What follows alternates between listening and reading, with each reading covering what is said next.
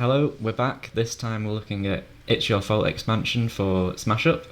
And this time, as you can see, there are 16 cards. Now there are 5 factions, and it made the grid a little bit awkward when we had 5 factions and 2 cards for each. So what we did was we picked some wildcard picks as well, because there are some very good cards in the factions as well that we couldn't squeeze into the first 2 placements. So as you can see, Dragons have got a few, Mythic Greeks have got a couple more as well, and Tornadoes have got one extra. So we have got some wildcards picks in here to make it to a 16. And I put the seedings in as well, so you can see which we rated as first seed, which we rated as second seed, and which we put in as wildcard picks as well. So without further ado, let's get it straight off the bat, and let's start with the first round. So we've got Great YRM up against Favour of Zeus. So who wants to start on this one?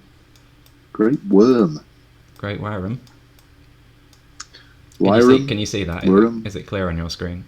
Yeah, I've got that. Cool. So Dragon first seed up against a wildcard pick. Luke, do you want to start? Yeah, I'll go first. I Favour of Zeus is one of my wildcard picks. It's a very strong card. It's similar to the card in the Dinosaurs, but it's not reliant on a minion. Can give you a nice big swing, but I think Great Worm is obviously the better of the 2 cards. 5 power and 1 less VP to other players is just so good. And I'm sure we'll get into that in more detail, but I think the winner is Great Worm. Lee? I don't disagree. I like Favour of Zeus. It's a nice swing card. You play it to break a base. You play it to put it into your favour. Pairs really well with a high-level minion, something that's going to allow you to pop that base and end up getting yourself or guaranteeing yourself at least a couple of victory points. But Great Worm, Wyram, the big fish, whatever you want to call it, I don't know. The YIRAM. The Great Worm to me is the winner, the clear winner out of those 2. 5 power, and the fact that you're dissuading other people from it. I think we are going to speak an awful lot about Dragons tonight, so I won't draw this on much longer. It's an easy, clean kill for me. Yeah, I think we're going to be speaking quite a lot about that exact text as well, because obviously we've got Ruins on the other side of the draw. Favour of Zeus is one of my wildcard picks as well. It's just a more consistent Rampage. Outside of King Rex, it's a better Rampage in general. But as you say, it's Great Worm, King Minion, 5 power, such an incredibly strong ability, way stronger than Favour of Zeus. And we've got Wyvern on the other side, or Wyvern or Wyven on the other side of the draw as well, and that actually has the talent is similar to Favour of Zeus anyway, so for me, always Great Worm. Very good card. Easy first round pairing, really. It's nice, actually. Normally we spend a bit of time debating the first one, so it's nice to be able to move straight through. I think that's going to be the case with, especially first lead up against one of the wild cards. Obviously, wild card, it wasn't strong enough to make 1 and 2, so it may well be better than some second place picks from other pairings, but up against Big Daddy Great Worm or Wyram or YM, it's just not going to do it. Next one, we've got Spartan up against Imperial Dragon. Now this one I think is going to be much more hotly contested. Why don't you go, then I go, and then Lee can be the decider? Cause Yeah, this is a very tricky one. I might put these up against each other because they're 2 power 3 minions, so I thought it'd be quite an interesting competition, this one. But Spartan, it's 2 very, very strong, solid 3 drops where you've got 3 copies of them. Spartan is just an absolute power machine. You get your Spartan down early, it can comfortably break a base if it's left there long enough. Just every turn it just keeps on ticking up, and it soon becomes a problem if your opponents can't deal with it. You start with that 3 power. Really, you play it as a 4 power because you play the Spartan, then you play your action. But if before you know it, it's 7, 8, 9, 10 plus power. Imperial Dragon, on the other hand, you put 1 down on every base, especially in a 2-player game, and you will very, very quickly draw through your deck. And for me, in Smash Up, as good as Spartan is, and Spartan did make my kind of all-star faction, Imperial Dragon, just the sheer draw power and consistency it gives it the edge in this matchup for me. Just because, as I say, dragons are such a strong faction. The faster you draw through your deck, the faster you get to your best cards. Imperial Dragons really help you to do that, and in best case scenario, they can put your opponents off from playing at a base. So if you put even 2 Imperial Dragons down, you draw 2 cards every time they play there. It's such a good draw card. So for me, it would go to Imperial Dragon, but it is very close, and I'd be happy to listen for any arguments for the Spartan. Yeah, Imperial Dragon was actually our 2 seed in Dragons, whereas it was one of my wild cards. I think the Spartan is better. The reason is Imperial Dragon. You play it down expecting someone to go, oh, okay, fine, I'll just keep playing on, and you can draw as many cards as you want. But if you do it too soon, and there's no other power minions on the base, or it's not a particularly attractive base anyway, or there's other choices, people just don't play on that base, and that makes the ability redundant. Just that strands your power 3. You have to almost put it on a base where there's already a bit of control down, and you add to that, and then people will keep adding to it, but they're going to try and break it and get rid of it and get it off the board. So I don't think it draws you enough cards. You have to, like you say, put it on every base, or put it on a base that people are going to play on regardless, which is difficult to do. I think Spartan is very easy to put on a base, and I think he demands attention. You want to get him off the field because you can start to see him ramp up, and that becomes a worry for people. It is a bit the dreamer's card. Can I get 10 counters on this guy while no one notices? But in reality, I don't think either of those things happen. I don't think people play on your Imperial Dragon base as often as you'd like them to. And people get Spartan off sooner than he can get to break a base on his own. Unless you can put him on a really unattractive base for people to play on. I think often they take him off the board, and he helps you while doing that. So I think Spartan is better of these two. Did you just say that the ability of Imperial Dragon is so strong that people will be put off from playing on the base that the Imperial Dragon is on? Not necessarily. I think if they've got a choice for Imperial Dragon. If you put it on a base, let's say it's 4 bases out, and you play that down as your first minion on the base, it's very easy for them to play on a different base and then just leave you to try and break that base on your own. They need to not have a choice to play on the base, or it needs to be the best base for them to play on in order for it to work. If you want to deter them away from that base, it'll either be strong enough to deter them from it, or if the base is that good to play on, they'll play on it anyway and you can draw your cards. But I think often in a 4-player game where there's 5 bases, it's very easy to just play around and not give you extra cards. You have to really think about it in order to get them to force their hand to play on the base. I mean, you'd obviously put it on the most attractive base, though, so if there was a standout base in play, you'd put your Imperial Dragon onto that base. Yeah, you are reliant on that, though, aren't you? And I think that's, to me, is the difference between these. I am sort of 55-45 on these two cards at the minute, and I'm not showing my hand on either one. I think, to me, the Imperial Dragon is, well, they're both excellent. They're both excellent cards. 2 of the best Power 3 minions in the game, as far as I'm concerned. I absolutely hate facing Spartan. I think Luke's ruined the Ancient Greeks for me. But Imperial Dragon doesn't scare me as much, and I think that's where I think I'd give the slight edge to Spartan. I think, for me, the Imperial Dragon being on the field is more of an inconvenience, whereas the Spartan being on the field is a potential game-losing scenario. And I know it's the Dreamer's card, and I know I like to be more of the thinker, and I think the Imperial Dragon is, to me, the much more of the thinker's card. I'll play that down early. I'll play that, like you say, Mark, on a very desirable base, and more people will be essentially put off from playing there.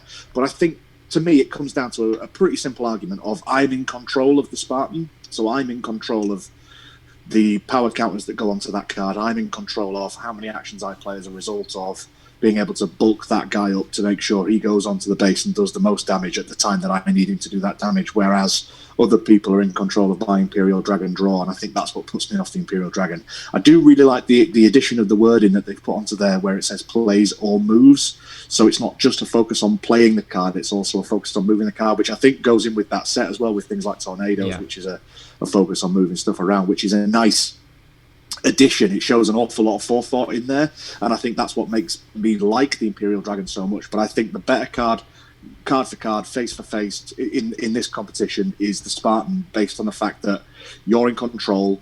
It's the one that adds the most power, and it's the potential devastating play. Even though I completely agree that the fact is that you've been able to burn through your deck with the Imperial Dragon there for as long as it's on the field. But I think Luke's argument of you need to play it at the opportune moment in the correct base, and if you get either of those things wrong, and I know for a fact when I've played against an Imperial Dragon, I've just gone, well, there's 2 or 3 bases out that are fairly desirable, and you always tend to find that, specifically in a 4-player game where you've got 5 bases out, there's always going to be at least 2 bases that are worth playing on, and will make you move your Dragon to our base if you want to score some points. So, to me, it's the Spartan. I don't even think the Spartan is necessarily a Dreamers card, because I've seen plenty of games where it's got a heap of power counters on it, and it comfortably is 10 plus power. I think Imperial Dragon is in a very good faction though for making other bases undesirable as well. As we've got on the other side, you've got 2 copies of Ruins. You could put them on a couple of bases, and then you're forcing people's hands to play into the Imperial Dragon to give you other cards. To make Imperial Dragon better, you need to play other cards to make people have to play against Imperial Dragon, whereas Spartan is stronger on its own. And to me, that's 1-to-1. That's what we're talking about, aren't we? The best card in Smash Up. Spartan is a very good standalone card. I mean, I'm happy to see Spartan go through. They both are. To me, like I say, it's 55-45 to me, and I'd be happy with either. But I think, purely judging it on face value, I think Spartan is the stronger card. Okay, that's fine with me. There you go, Luke. I've defended your ancient Greeks, even though it hurts me to do so. I like the dragon as well. I just think Spartan is the better of the two. Prepare for it to get great wormed next. What was an interesting pairing? Yeah, so number 1 seed up against the wildcard pick, and I think we all put this through as a wildcard, the Argonaut. Yeah. No, Gone with the Wind was the wildcard. I didn't put Argonaut through. Oh no, Argonaut was definitely the wildcard. We put Gone with the Wind. It was the 1 seed. 1 seed, yeah. It was a wildcard. Was that a wildcard? Have I split? Is Over the Rainbow supposed to be on number 1 seed for Tornadoes, Luke? Maybe we fiddle a bit. What's the other Greek card? The other Greek card we've got. Odysseus. Odysseus was 1, Spartan was 2. Argonaut was definitely a wildcard. Maybe it was 2 seed. Gone with the Wind was the 1st seed. And no, you're right. Argonaut was a wild card. Yeah, I wasn't sure if it was Over the Rainbow, because there's 3 tornado cards that are all in the same kind of thing for me. It's Picked Up, Gone with the Wind, and Over the Rainbow. They're all just the special cards, and I kind of bundle them all. I get the 3 of them mixed up. But it's right. We got it right. Yeah, so, sorry. Yeah, Spartan was the 2 seed, wasn't it? Yeah, Spartan was 2 seed. That's right. Yeah, we'd all agreed on the Mythic Greek ones. Who wants to kick us off on this? I'll start. I'll start. To me, this is a pretty cut and dry, fairly easy one to play with. I really enjoy pulling out specials towards the end of the base. There's nothing better, in my opinion. Like, my favourite feeling in Smash Up is when someone thinks that they have won, or someone thinks that they have done something, and you just whip out a special at the end of the scoring phase and just really upset people because you've pulled off an enormous play that you've been planning for a little while, and that's why I like Gone with the Wind out of this pairing. I think Argonaut's a great card. I like the fact that you get to play another minion instead and pretend that it's an action card, and it's the fact that it's a special, so you can kind of whip that down when you like, or within reason when you like, and the fact that it's got a very powerful ability which allows you to, well, like it says there, trigger all abilities that would trigger from you playing an action. So it pairs really nicely in the faction that it's in. But Gone with the Wind is one of those cards that not only works within the faction that it's in and sort of plays to that faction's strengths, but to me, it's one of the reasons that you would choose Tornadoes to pair with any other faction, because you get to keep your minions on the playing field for a little bit longer. Presumably, if you set this up right, this is you breaking a base or potentially breaking 2 bases in 1 turn, and that's really powerful. Yeah, I mean, Tornadoes they're a very good special faction. They've got a lot of good specials, including the Power 2 Dust Devils are really good for special plays as well. I mean, I absolutely hate the Tornadoes. They're probably my least favourite faction. I just think they're incredibly boring to play. But I can see in this pairing, obviously, that Gone with the Wind is the better card. As much as I like Argonaut and the Mythic Greeks, I think Argonaut is a very interesting and unique card, because you'll often have times where you have a spare action play, but you've got nothing really that you want to do with it, so you can just slap down another Power 2 minion, and then trigger all the abilities that would trigger from you playing an action. So, triggering the Odysseus again, and triggering your 2 Power 4 minions. It's very, very good in this faction, but it also is good in other pairings as well, because there are other abilities that trigger from playing action as well. So as good as I think Argonaut is, I think Gone with the Wind, just that flexibility of keeping one of your minions. We talked about it last time with Flying Monkey. It's the same kind of thing. Obviously, just keeping one of your minions in play. If it's a big powerhouse minion like your Spartan, moving it to another base is going to be really, really strong. So as much as I like Argonaut, it's probably Gone with the Wind here for me. I like the idea of, sorry Luke, I like the idea of if someone has played a base out to try and kill off your minion for whatever reason, the one that you've just been powering up, like you just said, the Spartan, for example, if you've been powering Spartan up and someone plays up the base to try and kill that off or tries to get rid of it, you get that sort of last laugh where you're able to keep that thing in play and move it to a different thing. So you can save your king minion, but potentially if it's that sort of thing that you're looking for. So I think it's super powerful. For me, the problem with Argonaut is there's no reason at all to play him as a minion. If you play him as a minion, you're adding 2 power and he's doing nothing. So while he's very strong when you play him as an action and as an additional play, if you've ever played him as your minion play, knowing you need to do an action later or he's your only minion, that's a big letdown. So obviously my vote is Gone with the Wind. The first mate, anytime there's a first mate style play, I'm taking it. Yeah. Although I wouldn't say it's that disappointing to play as a minion, because if you've already got like Odysseus in play, for instance, you're playing it down as a 2 power that gives you a power counter. So it's a fantastic card within the Greeks. It's very, very good for the Greek faction. I think it's a strong card. It's a really good power 2 card within the Greeks. Yeah. It's a card that makes the faction just tick. Yeah. I will have to play the Tornadoes more often. Oh, they're just so... Oh, I'd forgotten about Sharks.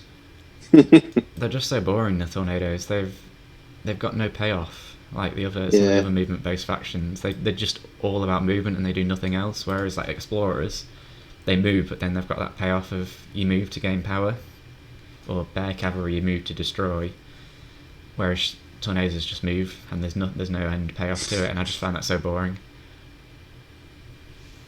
Yeah, you often play it on the base you want it to go on anyway.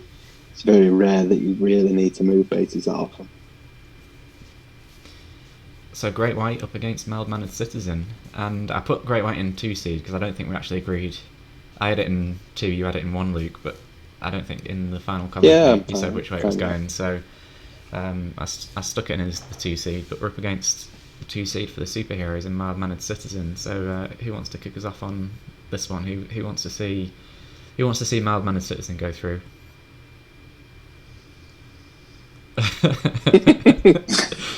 I thought it might be. It's interesting for me that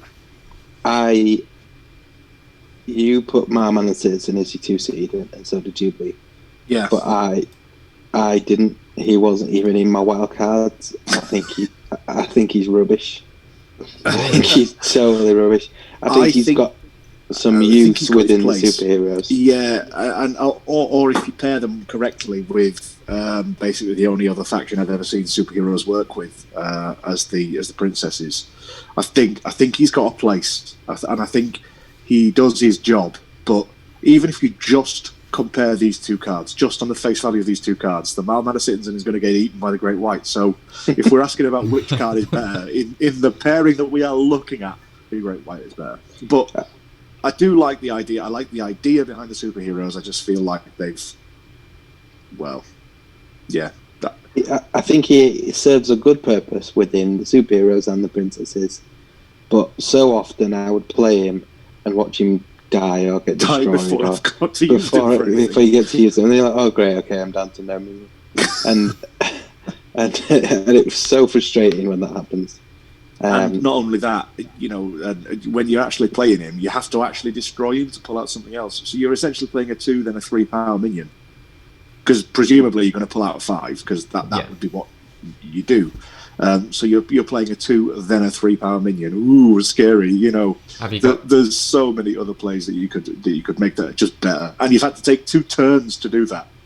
You can play another minion. I know you can play another minion at the start of the next turn as well, because it's using the card's ability to be able to draw. So you could potentially put 10 power down in a turn, and you might be able to swing a base through that. But I like the idea of Great White, and I think that pairs better with its own faction, particularly if you've got I can't remember the Hammerhead.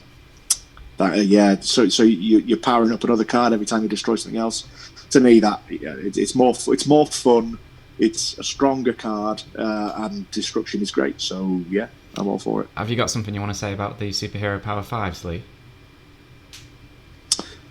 Yeah, I feel like that there's no real King Minion, that they've intentionally weakened them overall because of the fact that there's many of them. If they only have power 5 cards.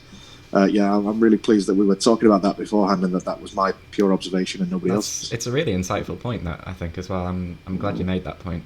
It was edited really badly, may I add.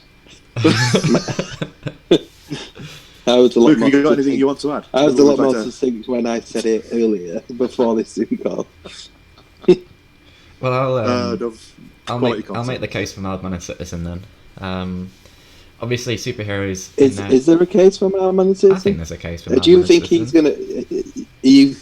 Are you playing devil's advocate, or do you think he's better than the Great White? I think it's closer than you think. I think maybe you might be persuaded towards Mildman and Citizen if the case is compelling enough. I wanted to go for it, Mark. Make me believe. Make me believe. Do you think Mildman and Citizen is better than Great White? Does it matter what I think? Mildman and Citizen is better than Great White. I need at least one of you to agree with me in order to put it through. Yeah, but if that's remember, I've had a few drinks, Mark. I'm easily swayed, mate. If you think Mildman and Citizen is better, I'll sit and listen to why. But if you're just going to say, oh, he's not that bad really, and then Great White's better, then I'm not going to be swayed. I think for the people out there who think superheroes are great and they want to see Mildman and Citizen represented, this is for them. This. Please get in touch, because I'd like to know. Yeah. We need to have the case. If anybody out there exists, then please tell us. Well, just on the point that you made about it getting destroyed, obviously it is a power 2 minion, so it's quite weak. But superheroes do have, I think it's called Secret Base, where they do. Minions of power 3 or less are immune from destruction, and they also have, I think they've got one of their own bases, Crystal Cave or something like that, Crystal Cavern, where it protects power 2 minions. So they do have a number of safe ways of getting the Mildman and Citizens to activate. I think yes, they are really good in superheroes, but you can't pick the Mildman and Citizens and superheroes without picking the superheroes, if you get what I mean. So you're always going to have 4 valid targets for the Mildman and Citizen, whereas obviously if you put a Mildman and Citizen in any other faction, you're only going to have 1 valid target. But how many times have we talked about King Minions, where the King Minion is like the absolute centerpiece of your faction strategy, and the quicker you find the King Minion, the better your game is going to go. And I think that's the case for most games of Smash Up, is that you always want to see your King Minion fairly early, in order to try and get the best value from your game and make your strategy consistent.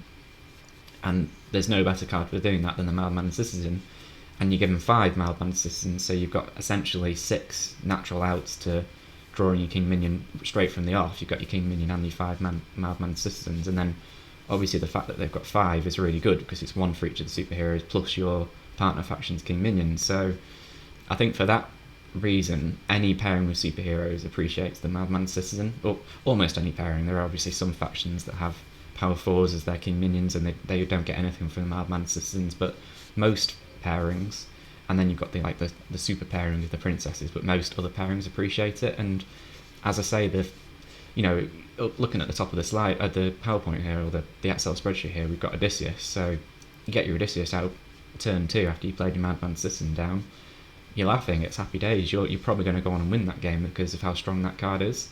So I think for that reason, it's closer than you think. It's not as terrible a card.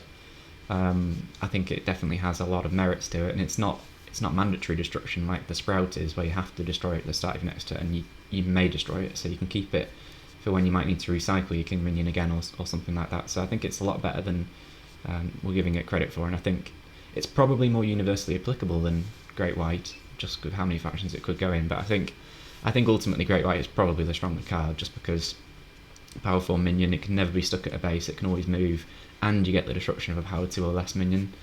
In the same set, Tornadoes, their powerful minion, has exactly the same talent, except for the fact that you can't destroy a minion. So it's just objectively worse than Great White, the Cyclone. So I think for me, it would probably be Great White, but I think the Madman Assassin is pretty good. You did make a fair point, and it was interesting. And the more you were talking about it, the more I thought, actually, yeah, you're not necessarily wrong. And there are some of the factions where you could pair the superheroes with them, where you'd be able to bring out the King Minions faster, and that would massively help the overall process. And I also think, just to give it a fair shot, the Great White was more powerful in the It's Your Fault than previous factions. I think the more have come out more recently, where you get extra counters that you get to put straight on them, and you essentially convert straight away from two. I mean, very little is played in the way of power 2 minions, despite them being the most common minions in the game, because of the way that you generally only really play it down to power it up. So there is essentially irrelevance to the Great White's talent in some cases, but I still think, like you say, 1-to-1 face-to-face, it's the better card. Yeah, and I think the as you mentioned there, the destruction of a power 2 minion, it's an incredibly low value target. So if you play down your power 2 minion and it gets destroyed, you're not really all that bothered. For Sharks, it's really about the other stuff that goes with it. So the Hammerheads, the Chum, the Makos that you can play for free if something gets destroyed. It's all about the extra stuff that Great Whites can enable, rather than the destruction of a power 2 minion. Sometimes it might be helpful, but I don't think you'd be particularly devastated if your power 2 minion got destroyed by Great White. But then they couldn't really make it much stronger because it's a talent. So it is pretty good, and it does, as you say, most factions do have power 2 minions, or less. So it can, obviously get some value throughout the game, but it's really there for what it enables. And even if it's just even if you get rid of that, it's exactly the same as the Tornado's power 4, so it's of equal power to that, it's just even better. It is funny, we've spent more time talking about these two cards knowing that the Great White is going through than we did about some of the last ones that... Oh yeah, Madman Assassin is total trash. It's not total trash. It's pretty good. Nothing that Mark said made me think it was any better than I did before. Because it's gonna get done before it gets to come out. The amount of times, and I can remember these incidents vividly, where I put a Madman Citizen down, it's been destroyed. I've put another one down, it's been destroyed. I'm no further forward than when I was 2 turns ago. In fact, I'm worse off. Because you wasted 2 plays. Yeah. Yeah, I think Great White's going through, but for the people out there, for the people out there, I made the case. Yeah. If anybody thinks that's a good card, feel free to put it in the comments, and I'll tell you why it's not.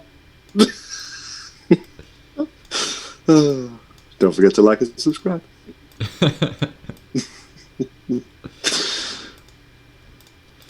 Right, so we're on to the other side of the structure, the tournament. So, big guns in Odysseus against Intimidating Presence. Now, I didn't even put Intimidating Presence through as a wild card, so I'll let someone. I think did you do, Luke? You put it through as a wild card. I think you both did. So yeah, I'll let you explain why you think Intimidating Presence deserves to be here over something else. There's a lot of cards. Oh, well, there's not a lot of cards, but there are other cards in the game that give minions on a base -1 power. There's one in plants, I think there's one in fairies. They exist, but the key to this is it says special. Before the base scores, you can knock other players down by -1. And that gives you the chance to win the base. and that's why I think it's good. I have seen this as well with a Swarm faction, and it is devastating against something like robots. In fact, I think it was Dave was playing robots, and I think you played this on him, and it was like his face dropped when he realised that he had loads of power 2 minions that were just essentially worthless fodder on a base. Yeah, it's a big swing play, that special play before the base scores. So I think it is a good card. It's not really worth playing unless you're playing it before the base scores. But I think that does give it an edge. Having said that, I think Odysseus is obviously the better of the two cards and should win, but I do think Intimidating Presence deserve to at least be a wild card. This to me is a mild-mannered citizen conversation once again, except in this case the mild-mannered citizen is actually a good card. Intimidating Presence is a in this instance the Intimidating Presence is the mild-mannered citizen. It's a good card. It's a good card, and it's got its place, but it is not Odysseus. Odysseus is one of, talk about a king minion written for your faction. It is absolutely designed to be played with the Greeks, but not only is it designed to be played with the Greeks, it is designed to be played with any number of other factions and works magnificently with everything. What doesn't like an extra power counter every time you play an action? Every time you take 50% of your turn, you're powering something up. This with, and I've seen Luke do this with a number of different things, like trying to power up his pirates, them stupid ones that go all over the place, that were really rubbish and didn't even get around the first round. I have seen these plays massively pay off in games. Coming from behind, last place in a 4-player game. Oh, I finally pulled off the play. I've powered up the guy that I wanted to power up. I'm just going to bounce him from base to base to base to base. I've broken 4 bases in a row on my own. No one can do anything. I've won. End of. I've seen that work. I have been against that. I have been winning all the way, go zombies all the way, and I've been done at the end by an Odysseus play, which is it's a magnificent card. Mad scientists and Greeks. It's fantastic. Mad scientists, Greeks. That is very good. Odysseus is an excellent card. I'm thinking like Wizards, probably one of the better combos that I've played with Mythic Greeks, just because of how many extra actions they play, and it's unlike the Spartan, which is after you play your first action. This is after every action, so you can very feasibly get 2, 3, 4 actions in a turn with Mythic Greek Wizards, or Mythic Greeks with other factions as well. Like Smash Up All Stars is another good one. So Odysseus just spreads power like there's no tomorrow, and unlike the King Minion for Mad Scientists, you can put the counter on Odysseus as well. You don't have to put it on another minion. So even if you've got no other minions in play, you can still just play Odysseus down on the first turn and add the power counter straight to it if you don't have any other option that you can spread it to. But yeah, for me it's a no-brainer because I didn't particularly rate Intimidating Presence in the first place. It's just an okay card. I don't think it's anything all that special. -1 power isn't by all means, exciting. Rob for 20 minutes about Madman Citizen. Yeah, by all means. I'd take Madman Citizen over Intimidating Presence, but it's a no-brainer for me. It's a definitely Odysseus. Yeah, it's Odysseus. Easy win. Easy win. Are we going to have 2 minions in the final for the first time? I would really like to see Great YRM play against Ruins in the final. That'd be a really interesting one. I'd love to see the arguments for why one over the other on that. This is going to be a close one though. I think this is the first time we're going to see like a wild card actually apart from Imperial Dragon, put up a good fight against a seeded minion. So Monster Tornado, the King minion for the Tornadoes against Wyvern or Wyvern for the Dragons. So who wants to kick us off on this? Did you put Wyvern as your 2 seed? I put it in the wild cards because I had Great YRM and Imperial Dragon. Was my 1 and 2. Oh yeah. So it was hard to leave this out of 1 or 2. In any other faction, really, or with fewer cards in the Dragons, this would have easily been in the 1 or 2 seed. But it sort of fell into everyone's wild card. I think it's very, very strong. The the swing you can get from it is fantastic. 4 from the minion, then destroying something that's 3, and then you can bring the base down by 3 as well. Yeah. Whenever you want. So you could leave the 3. It's so versatile. And I think it's a very, very strong card. I like Monster Tornado, but I think as King minions go, it's not a particularly good one. I do like the talent. So hard. Yeah, I don't mind the talent, but it's very difficult to use it on someone else's minion to a strong gain, because you're going to put 5 on the base and then move 4 off the base or less. I think if you're going to use it, you might as well use it to swarm a base, take the 5, move yours on and keep going, but that only really works if you've already got them down and they can't move themselves, which a lot of them already can. And I think I'm probably doing it a slight disservice there. I think you'll have some good players in your head mark, or some selling points of Monster Tornado, but I think I prefer Wyvern. Lee? Yeah, I'm kind of torn, really. The dragons were a faction that, when I was looking through, I don't really play the dragons a great deal, and I think the reason for that is whenever we try to play almost a friendly game, Luke. I think we've had so many vicious games that we try and play friendly games as often as we can. And I know that dragons... When I was going through this, I thought, my God, there's so many great cards in the Dragon faction. But then you look at what they do, and they are really well designed for their niche, for their specific, just to try to mess everybody else up. There's very little in the way of... Oh, sorry, that's not necessarily true. But I find when you read their cards, there's less in the way of making it better for you and more in the way of making it worse for everybody else. And that is not what I like to play. That's not my style at all. So I often find that I'm facing dragons rather than playing dragons. Monster Tornado doesn't excite me at all. It's a really boring king minion. And I feel like whilst there are plays that you'd make with the Monster Tornado, the simple fact that it has to be played or moved from another base to here, you have to kind of either play other things towards it or move things away, play things from it away. And to me, I've never really been able to play it to make it work, to make it do anything for me. I always find that, like you say, Mark, you end up making a lot of moves and not really a lot happens. It's the age-old Sam Hodgson mythic. Was it Spies and Vikings play, where an awful lot goes on to annoy everybody else, but not really anything ever happens. You kind of end up with 1 power more, slightly, every now and again, and you've just annoyed everybody at the table because you've just taken cards up and shuffled cards around, and Monster Tornado doesn't really do anything. So I think it's Wyvern, but I think the Wyvern ability is powerful. It's a good power 4 minion, but I'm frustrated that I wanted the Tornadoes to be better. And as I was looking through, there was a couple of individual cards that I quite liked. Monster Tornado, it just sucks. To me, it's a mild-mannered citizen.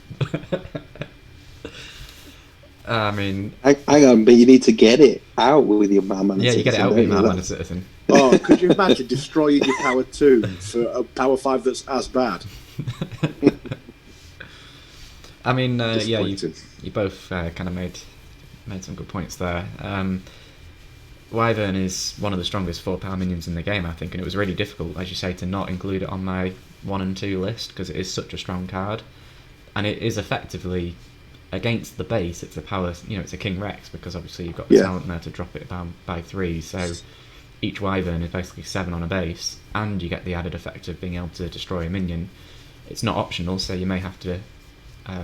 If you've only got your own minions on there, you may have to destroy one of your own, which you might not want to do. But it is a very, very strong card. They're both quite destructive cards. Now, Monster Tornado, I mean, I've already said I think the Tornadoes are one of the worst factions in the game. I absolutely hate playing them, but it is also a very destructive card because there's almost nothing that apart from your king minion, there's almost nothing that this can't move. So, you know, you can very easily, if someone tries to play somewhere else, you can just move their minions over to you.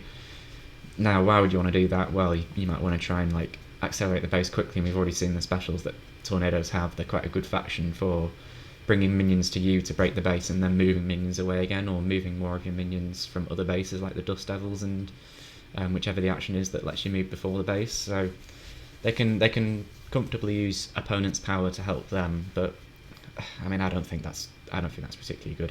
I think it's definitely one of the weakest king minions in the game. Let's give other people victory points just to help me get slightly more victory points. No, it's a terrible idea. It's a terrible faction. When you compare Monster Tornado to Odysseus, like the value you get from Odysseus is just insane, and you want that to stay in play for as long as you possibly can. Whereas Monster Tornado, you kind of, with the talent, you don't care. With the talent, you're either, if you're trying to keep Monster Tornado in play, anytime someone plays on your base, you're moving it away. But what are you really doing that for? Because Monster Tornado isn't giving you any more value beyond that. So what's the value if you're keeping it in play just to move stuff away from the base it's on? Yeah, I agree. So, I mean, for me, it's Wyvern just because it's an insane 4-drop.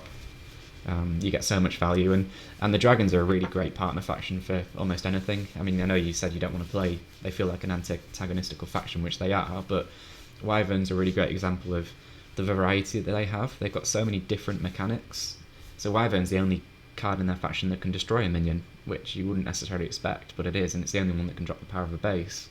Great Worm, you know, reduces victory points. Intimidating Presence lowers power. You've got cards that discard other, cards from hand when they play there. You've got cards that play extra cards, cards that draw. They're such a varied faction, such a great partner faction, and Wyvern's just a really great example of that. So for me, it's Wyvern. Any disagreement? No, nope. I think we're all agreeing on that one, aren't we? I think if we were to do I know we talked about the idea of doing a worst cards in each set. I think Monster Tornado would arguably be one of my picks for worst cards in the expansion for this expansion. It's just that bad. Well, it's the first power 5 to get knocked out. I think it's that bad because of the expectation of what it really should be. Because, like you say there, Luke, it's a power 5. It's offensively bad because it's supposed to be powerful. Yeah, it's supposed to be the big play. And if you look at some of the other power 5s we've got, you can see them and think, I'd be happy to play that all the time. It's such a good card. That is a king minion, exactly. Yeah, exactly, yeah. So I'd be tempted to put it in the worst card in the expansion for that reason. So we've got another clash of the king minions, and as Lee very insightfully pointed out earlier on, actually Mind Lady isn't technically a king minion really, because of the ability is not quite as good as you'd expect from a king minion, which is a really good point, to be honest. I've been thinking about that since you said it. So who wants to go for this one? Megalodon versus Mind Lady. Well, you and I have already said an awful lot about these, haven't we? So maybe Lou should go first and have his fair share to say on the superheroes. So my problem with superheroes is essentially the exact same point as you said earlier. Because they've got so many power 5s in, they've made all the abilities a little bit poor. Because they don't want to make... Because in all the other factions, you've got one king minion that's got one fantastic power, plus 5 power, and it absolutely smashes it. They've balanced the others apart from by reducing the number of... yeah. The tornadoes. Imagine cancelling the king tornadoes. They've reduced the other abilities to not be as good as a normal king minion, and I think that really affects it. And I think it makes it really obvious when you look at these two side by side. And Mind Lady is the best one of the superheroes. Generally, the others are even worse than this. She does have a good place if there's a particularly pesky card that's out at the time. Something like Eliza, it's a really good counter to Eliza, Mark's favourite card, and it does have its use, and it's definitely the best of the superheroes. But I think Megalodon's better.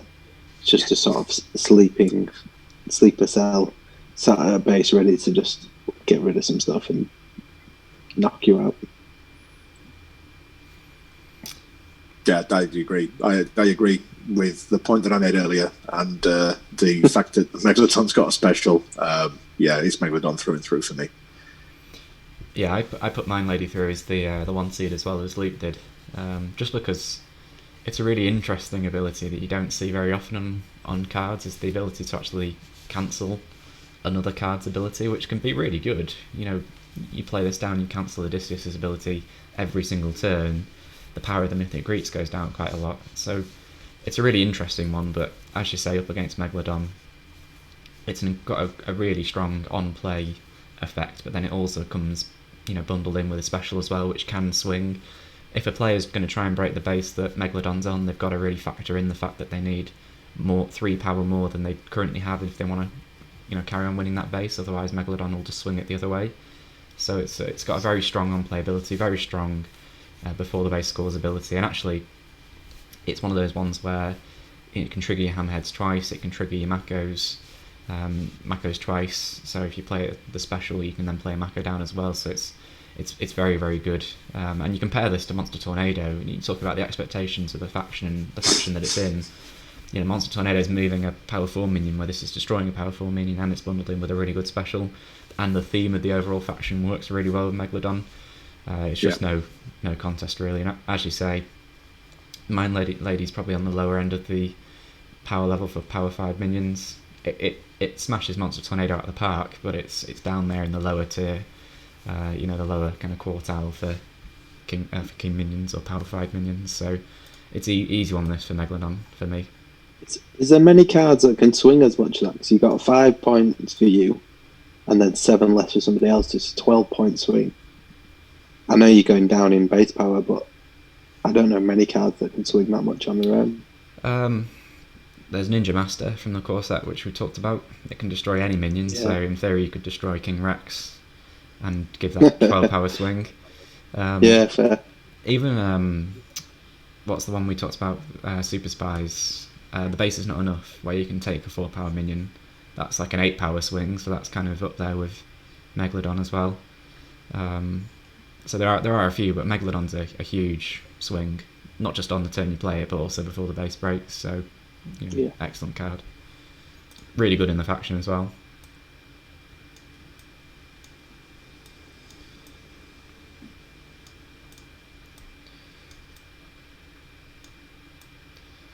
So next up, we've got Ruins against Over the Rainbow.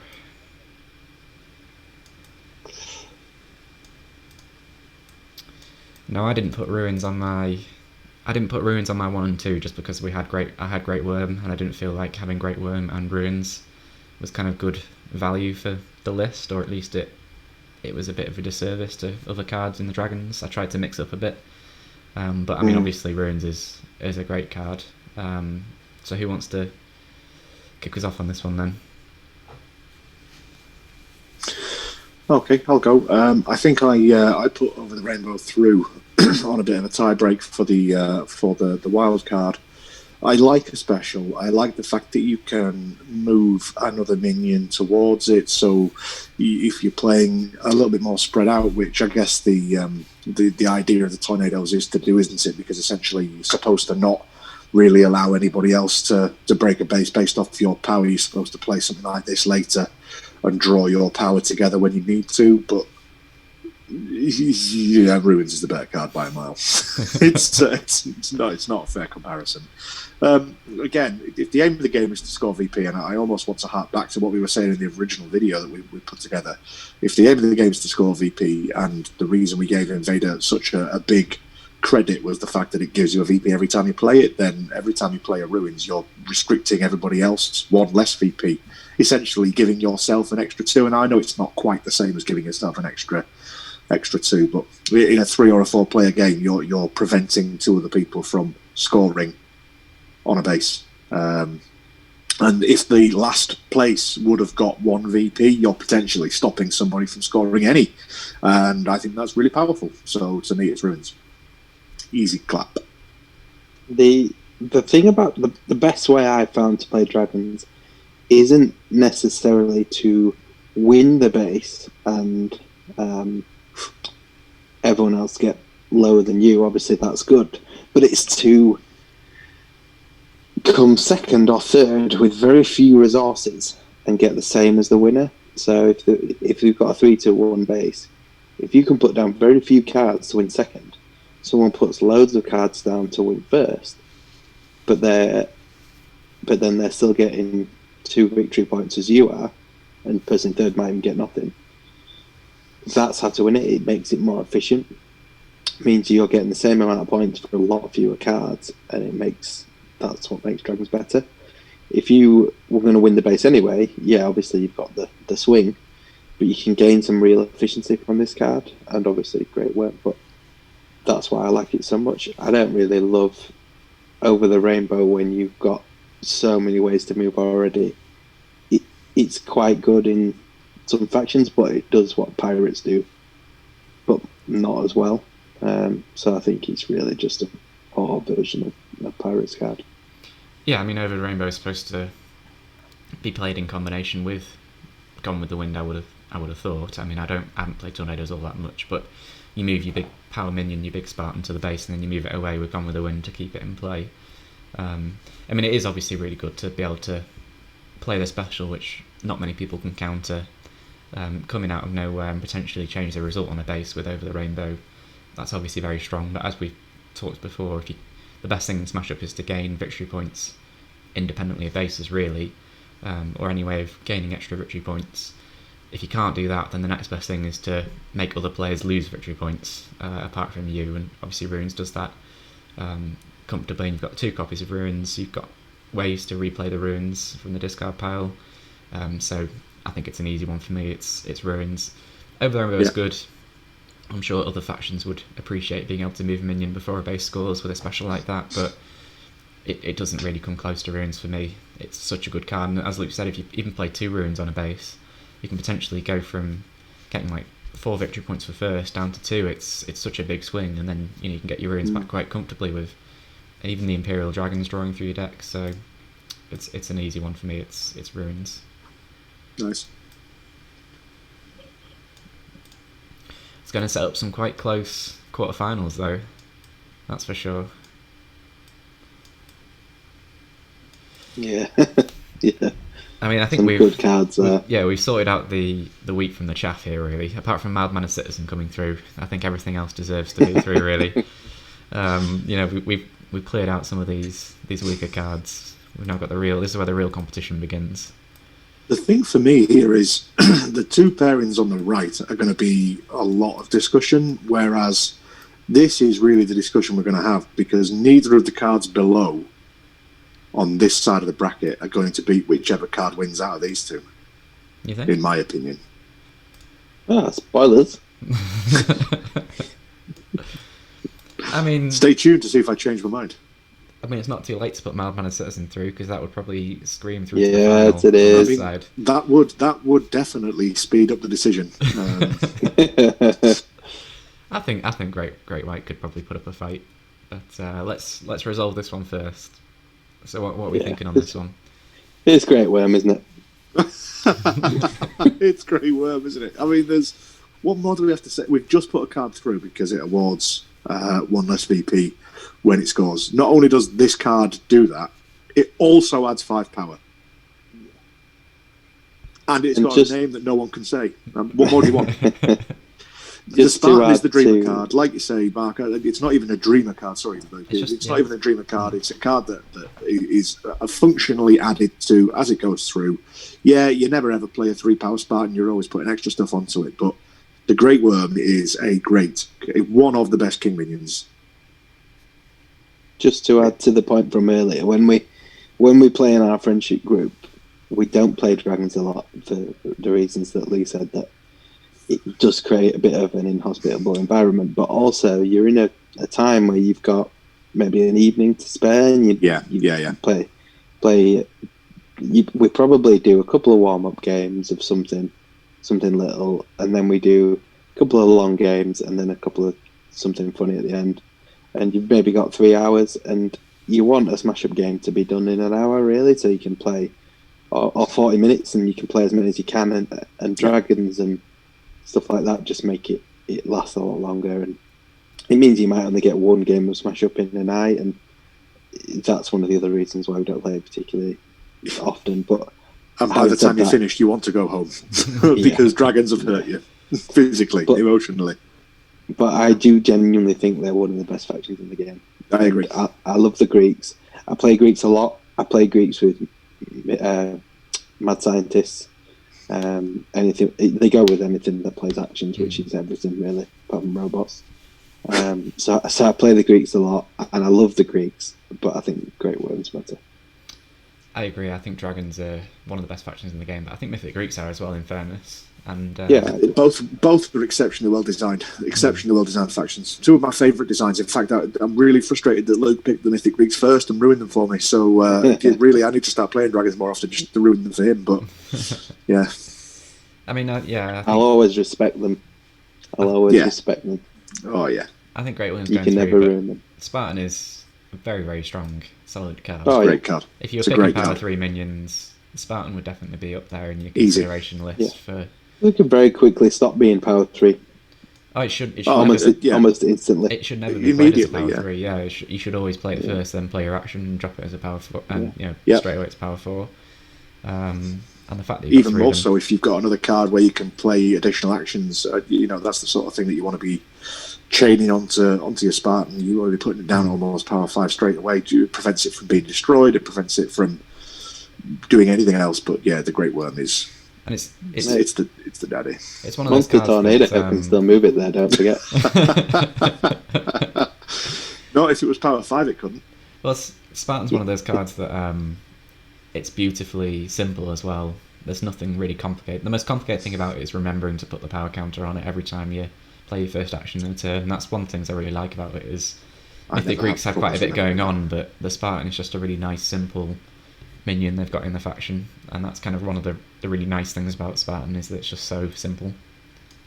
It's nice to put it on like the Dragon's base or the Ghost base, something that's unattractive for people to play on, and then just watch him try and grow. Yeah, you just leave it and let it grow. That's what's so good about it. Even better, moving it onto a base where you can't have any other things played there, or where you're not allowed to play a minion if you're one of the only people in there that's got an ability to move minions.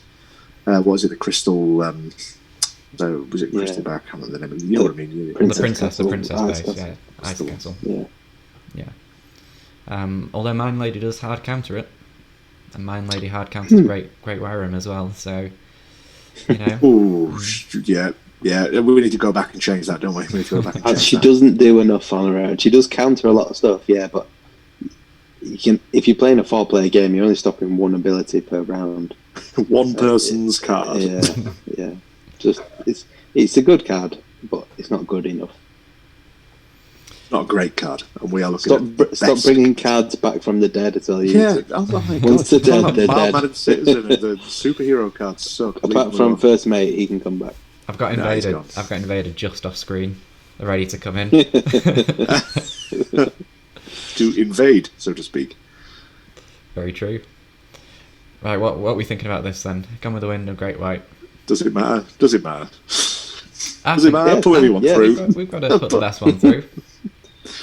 All right. This is hard for me. This. To me, it's easy. Okay, you go first. To me, it's easy. Gone with the Wind. It's the better card. Really? Yeah. So the talent's great on Great White. The fact that you can move it around and destroy the power 2s is nice. But Gone with the Wind keeps a card in play that is something that is much more valuable. And Great White, fine, okay, you have to pair it with Chum or Hammerhead or whatever else to make it so that it's better. Gone with the Wind is a good card on its own, on face value, and it allows you to keep something more valuable in play. And to me, it's a special.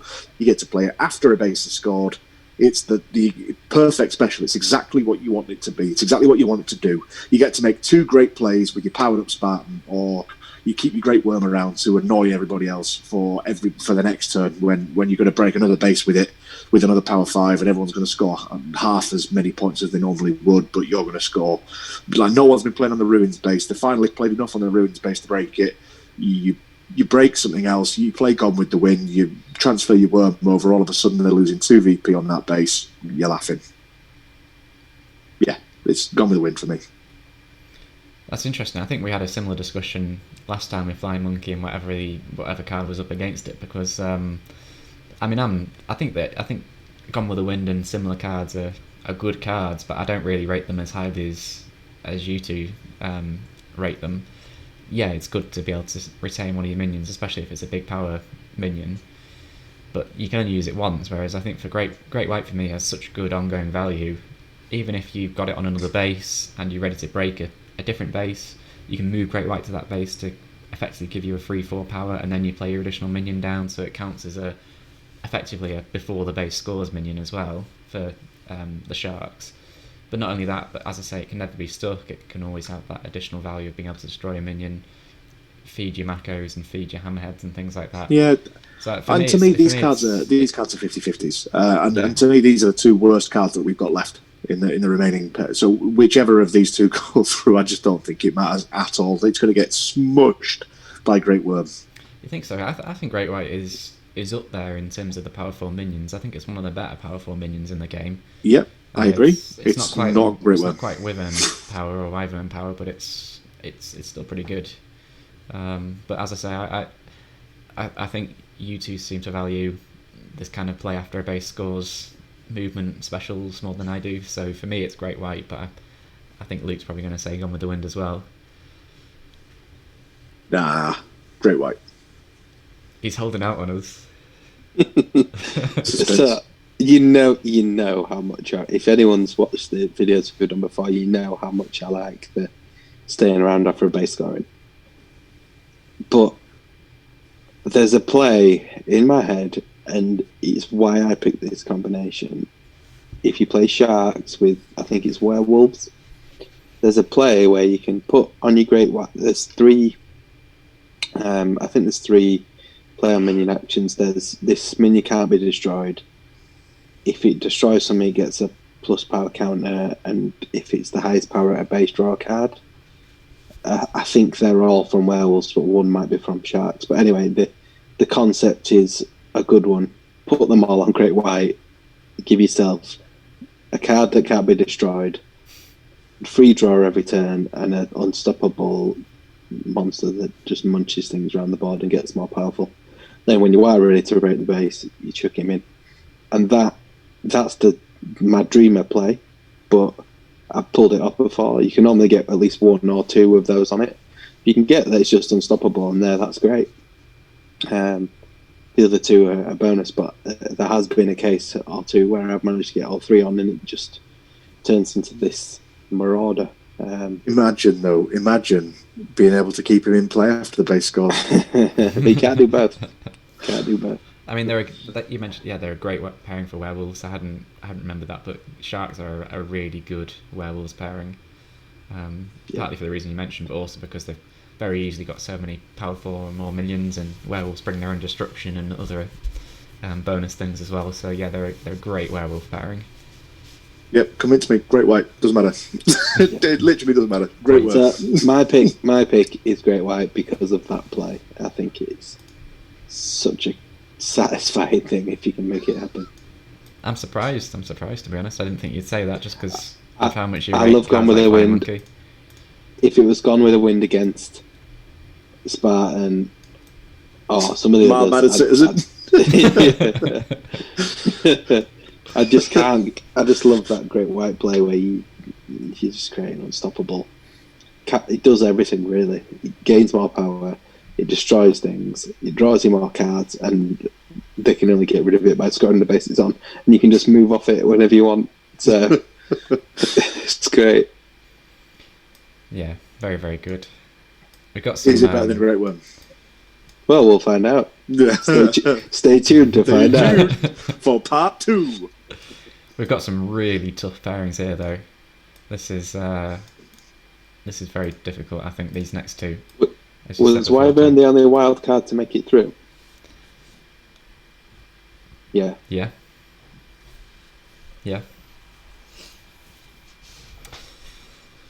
Go on, Luke. You start us off on this one. I mean, this is a hard choice really for me. I think Odysseus is the better of the two. I love Wyvern. I think it's great, but a power counter every time you play an action is a power counter a turn pretty much at a minimum, and then upwards from there when you play repeat. And you're giving the power counters to things that are going to use them well.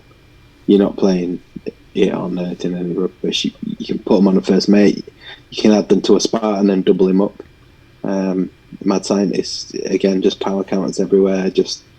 I think Odysseus is too good. You want to strand him on a base so they can just dish out power counters, probably.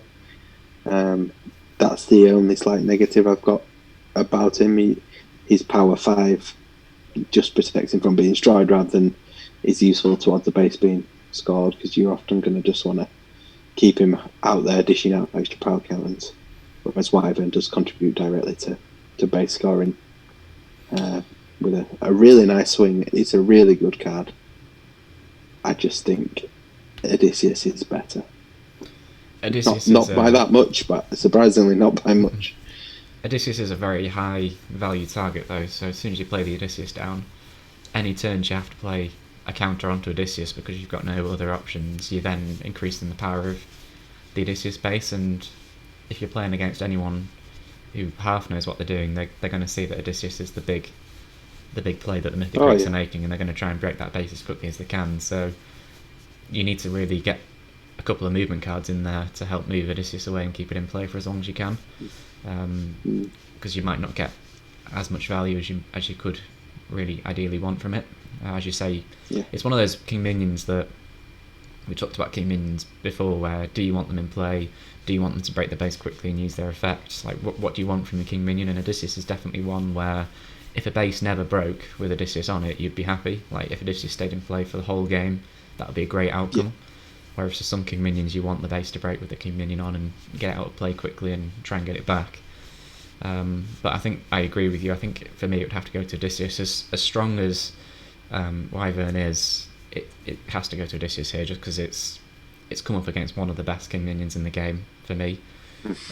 As good as a powerful minion it is, it's just come up against something that's ultimately just a bit stronger than it. But as you say, it is close, and Wyvern is probably better than some king minions. I mean, we've obviously knocked it through ahead of Monster Tornado, but there are probably other king minions out there that Wyvern is better than, just because, you know, it gives you 2 abilities in one on a 4 power card, which is very rare. Yeah. Like, there's not many cards that do that, and it's just that good. So it goes to Odysseus for me, but it's a sad loss for Wyvern. Yeah, it is. It is a sad loss. I agree with all the points that were made. I'm just thinking of a mild-mannered citizen into Odysseus play straight in there. But no, there's nothing else I can add to that. Odysseus is the better card, but they are both very, very good cards. As I say, sorry, go on, Luke. It's almost like a 7. It almost is a 7 power minion, but you've got the option of when you make it a 7 power minion. I know it's not technically true. Technically, is that Wyvern? Yeah, which is. But you give Odysseus 2 plays, and it's 1 play even potentially, and it's a 7 power minion. So I agree with what you're saying, though. Yeah. I mean that's basically King Rex, isn't it? If that was printed with 7 power, but you can have the option to put the extra 3 on it.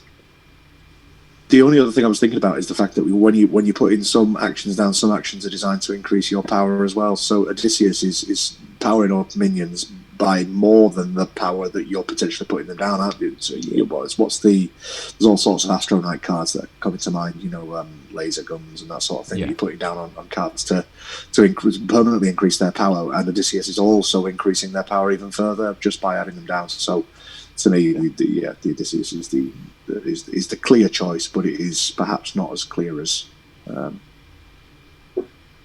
I mean, it should be. If they printed another faction in the future, for instance, and the King Minion I wouldn't be surprised to see the text on Wyvern on a King Minion.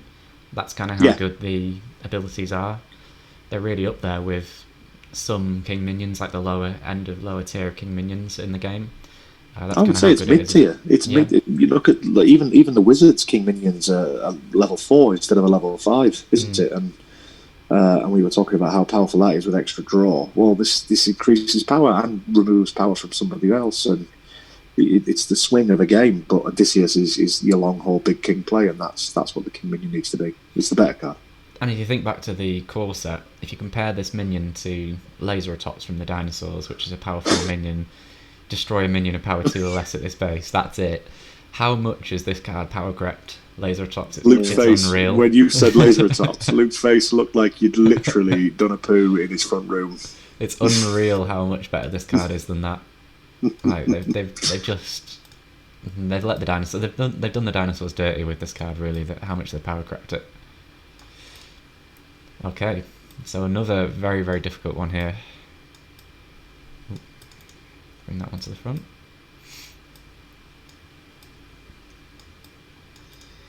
Oh no. Yeah, this is probably the toughest pairing so far, I'd say. I agree. It's nice to look at a pairing and think both of these cards deserve to be here, and both of these cards could potentially go all the way. They're both very good cards. I think I'm trying to imagine what I would be saying if it was Megalodon versus Great Worm. They don't have to do that. Don't have to do that now. Just put it through to the final, and we'll find out. Just because I think this is much closer because it's ruins. Yeah. Just because as an action it is vulnerable, so you have to play ruins down, obviously in advance of the base scoring. If you're playing tornadoes, let's say, they just move all their minions away so that ruins becomes valueless. If you're playing against, quite a few factions do have action removal and a bit of ways to destroy actions or even transfer actions. If you play a truckers, they can steal this and use it against you. So ruins is a vulnerable card, but the fact that it is an action makes it replayable as well, so it kind of has its advantages and disadvantages for being an action. Obviously you've got flank attack that can replay ruins from the discard pile. You've got other factions like and Steampunk. Search It Out. And Search It Out, yeah. You've got, Mechanic from the Steampunks that can help you replay ruins over and over again for anyone who's had the misfortune of playing against Steampunk dragons. It's one of the most oppressive pairings in the game, certainly, especially in a Did you say depressing? Game. Did you say depressing pairings? Depressing or oppressive, one of the two. It's such a good pairing. Don't ever play it against people you like, otherwise you might not like them much longer. It is incredibly strong in a two-player game, but then on the flip side of that, I don't personally think Ruins is better than Great Worm, so I think had it been Great Worm, it would have been more clear cut. Whereas on the other side, you've got obviously Megalodon, which, if you're thinking about what are you wanting from a 5-power minion, and I think Megalodon gives you exactly that for the Sharks. You get that big destruction. There's not much that can destroy a minion of power 4 or less. There's very few cards that can do that, and you get the before the base scores swinginess of the card as well, which can then play into your hammerheads and play into your chum and play into your Makos. So you can swing a base out of nowhere with Megalodon, which just makes it's so good. And it is up there for me in terms of one of the best game minions in the game. Up there with Odysseus and other minions as well. So I think for me, I'm maybe like 51-49 towards Megalodon, but it is very close. I think the ability on Ruins is what's really kind of holding it up there for me, just because that ability is crazy, and anything that can award people less VP is super strong. But Megalodon kind of does that as well, because the abilities it has, you can say, well, I'm going to make this player score X number of VP less because I'm going to change their position on the base. So, I think Megalodon has the slight lead for me at the moment. It's the current moment in time, but I hear what you guys say. Go on, Luke. I am also as close as you are, maybe 51-49, but in favour of Ruins. I do like Megalodon a lot, but the fact that Ruins is an action, and I think it's probably easier to get an action out of the discard than it is to get a 5-power minion back out of the discard as a generalisation. Just on that, sorry Luke, it's also easier to put Ruins in the discard pile, though, in fairness, than a 5-power minion from opposing factions. Fair point.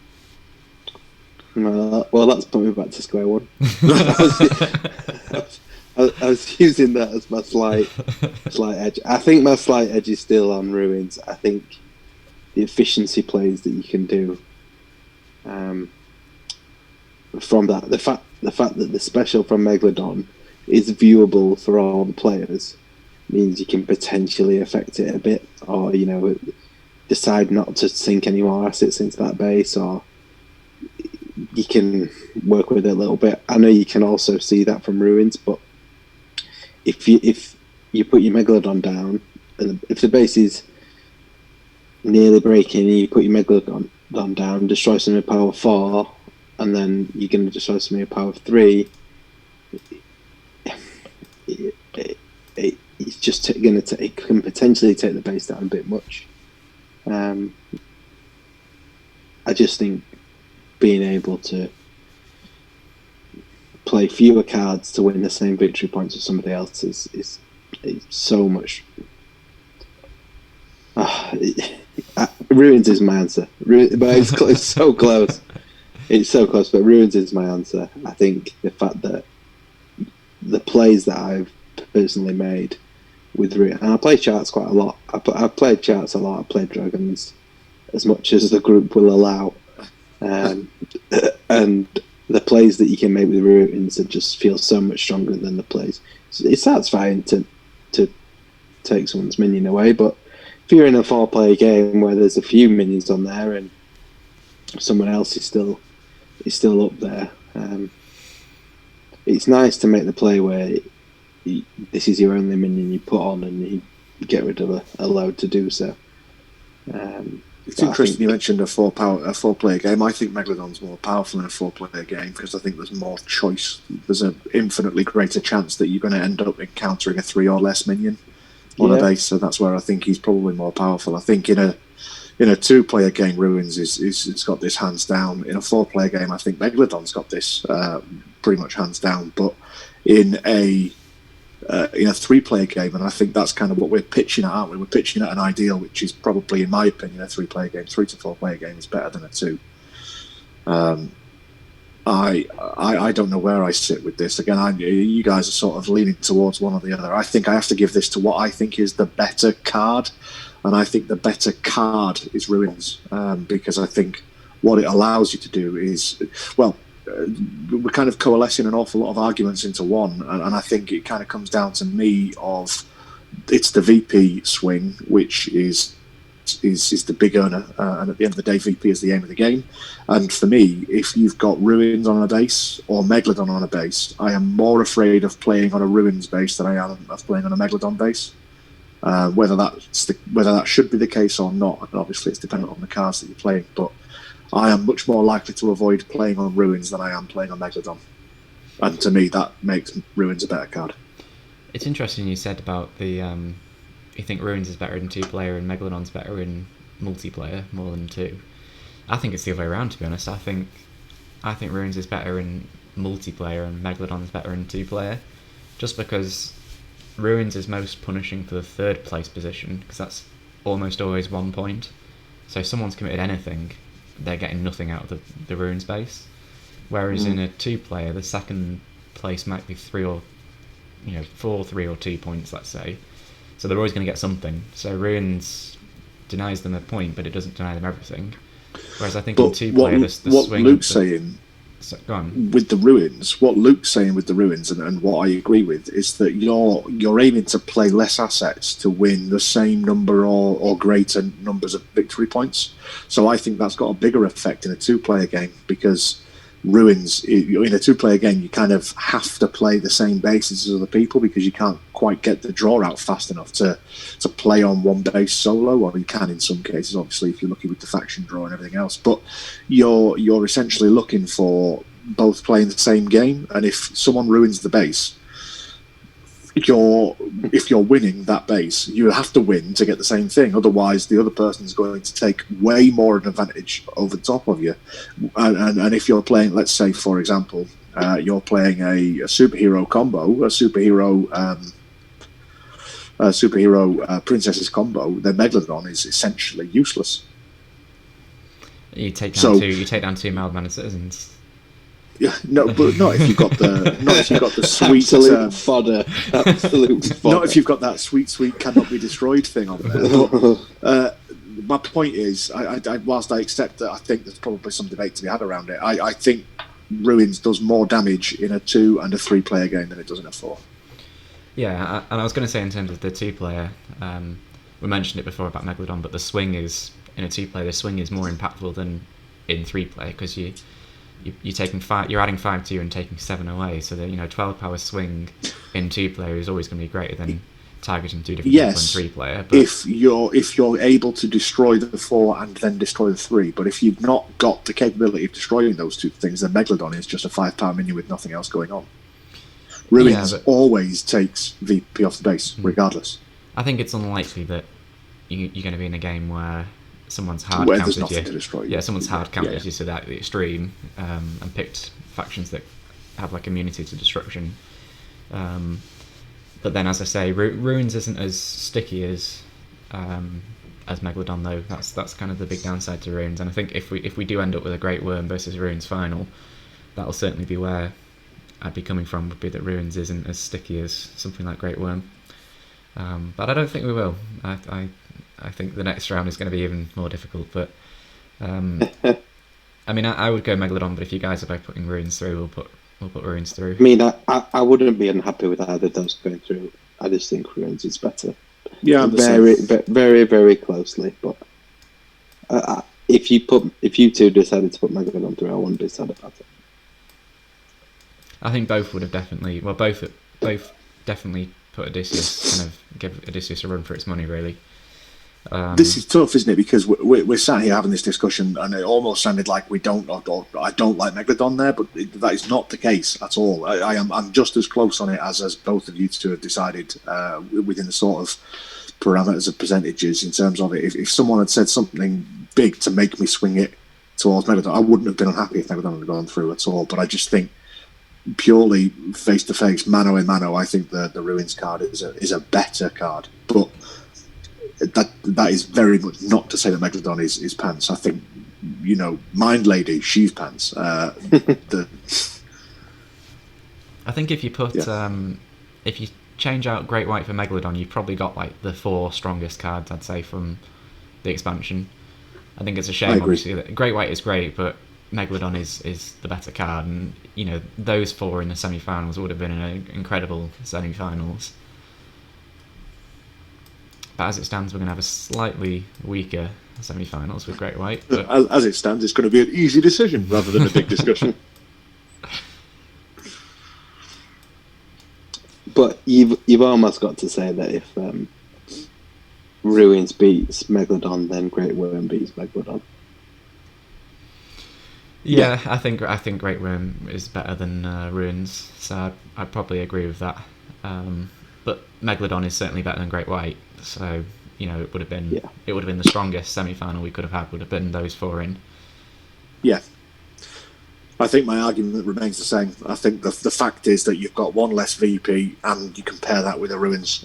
Whereas, yes, your talent is good, you're moving around, you're destroying 2, and like Luke said, there is a particular style of play where if you've got the right pairing, the right faction, you can power up a Great White to be super duper powerful, to do a great dump play in one big go. But I think the Great Worm is intimidating, it's strong, it's everything you want your King Minion to be. Luke? Yeah, I agree, and you're also adding power to the base, so this is more of the play where you might come first and create a wider gap between first and second. So normally what is it, 4 and 3, 4 and 2. If you get a 4 and 2 and then you manage to make that 2 into 1 and the third place into 0, then you play it on a ninja base. You play it on a ninja base intentionally, come second and ruin first place's life by making them become even less. That's the sort of play that you want. That's the dream. Absolutely.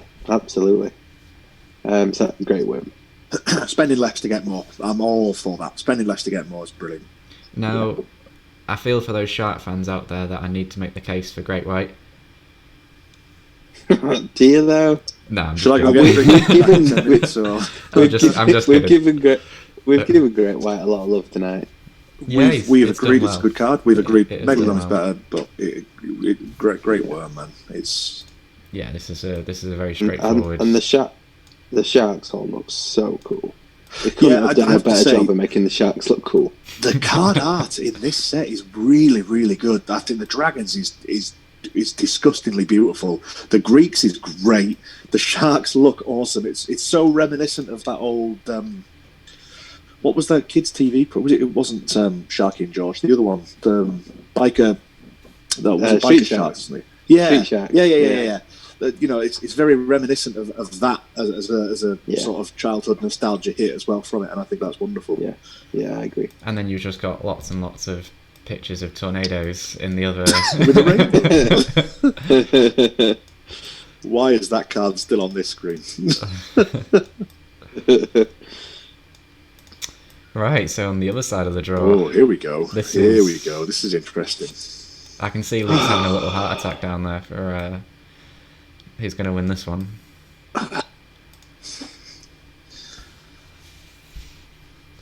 Go on then, It's Luke. tough. Go on, Luke. Go on, Lee, if you want to start us off on this.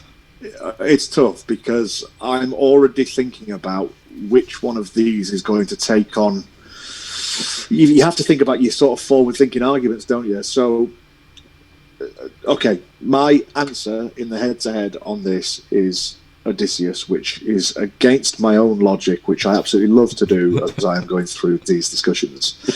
I know the extra VP is super duper powerful, but the whole purpose of Odysseus is to be played somewhere quiet, to build up your strength so that when you are ready, you make the massive attack. And it is not a case of a dream when this happens. You can power up anything.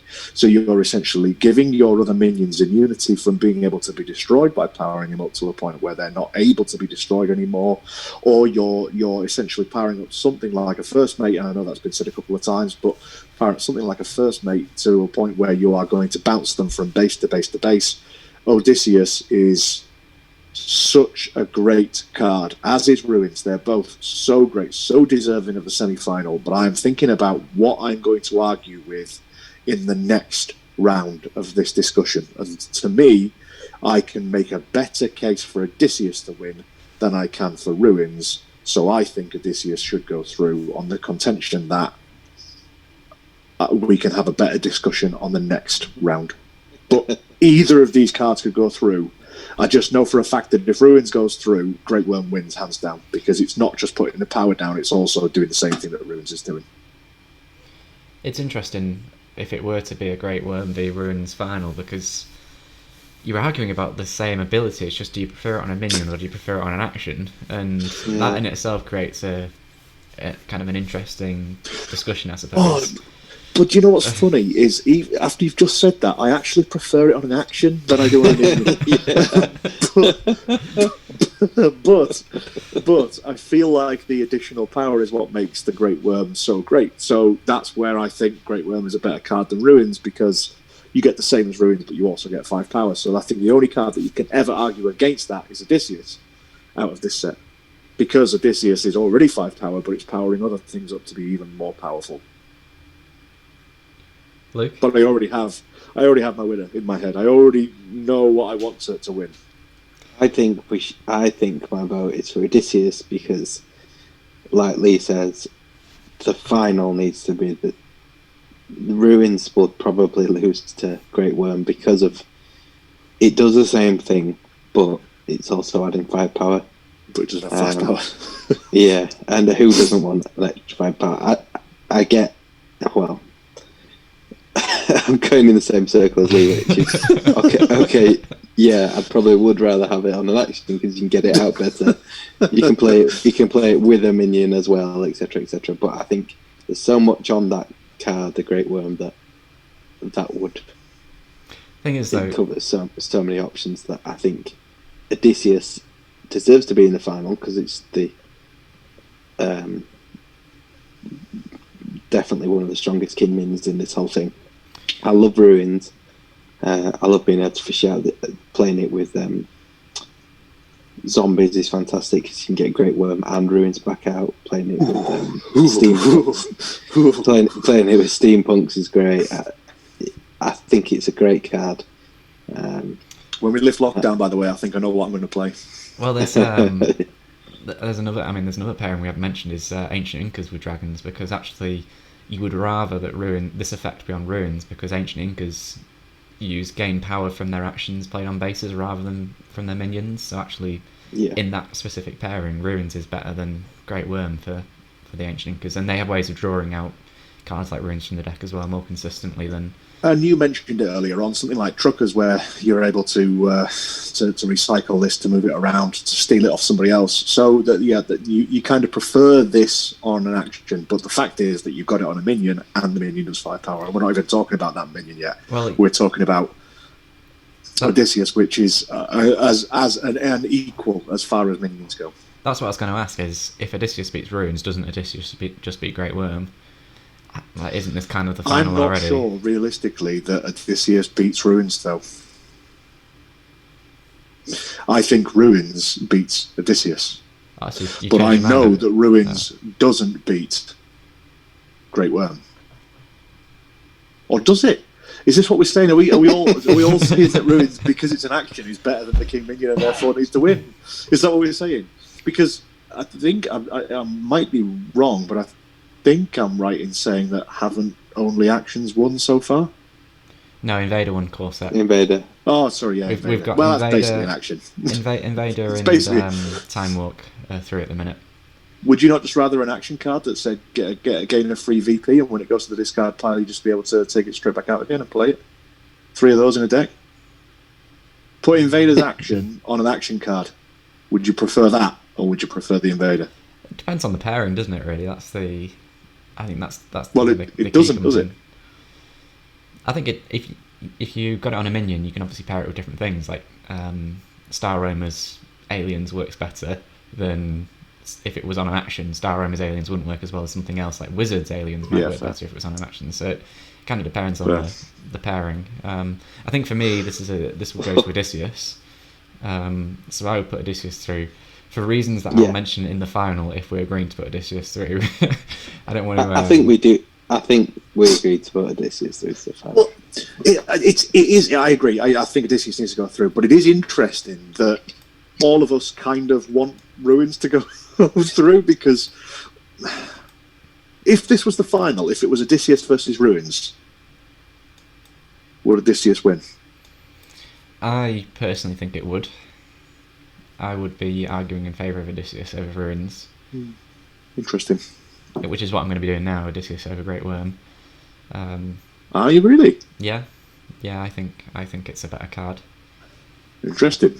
I mean, we'll dive straight into that if you want. We'll dive straight into why I think Odysseus is the better card. This is the by all means, continue. I feel like we'd sort of already covered some of it anyway, as we were doing last one. I suppose the thing I was not necessarily mentioning then, because I want to mention it in the final rather than now, would be the fact that we talked about one of the big arguments for Great Worm and Ruins being that you use minimal kind of resources to break or to get second place. So you play your Great Worm. Great Worm by itself is probably enough to get you second place, and then you score an equivalent number of points.